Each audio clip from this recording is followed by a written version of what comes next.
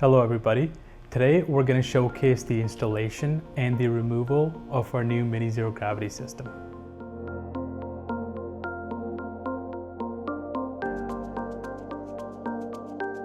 Before proceeding on to the next step, please ensure that either your open roll or fascia brackets are already installed. The drive side on the shade comes with a shipping lock which should be removed before proceeding with the installation. To remove the shipping lock, gently press inwards on these two pins while pushing up on the shipping lock, revealing the red button. At this stage, the shipping lock can be taken off. Now the shade is ready for install.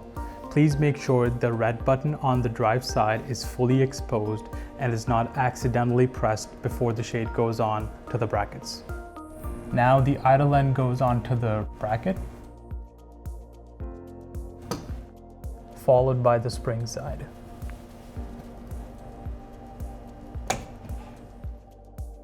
Make sure the spring side of the shade is fully seated in and the red button would automatically be depressed.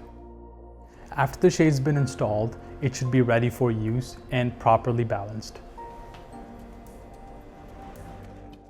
If you purchased the zero gravity pull tab, now is the perfect time to install it on the bar.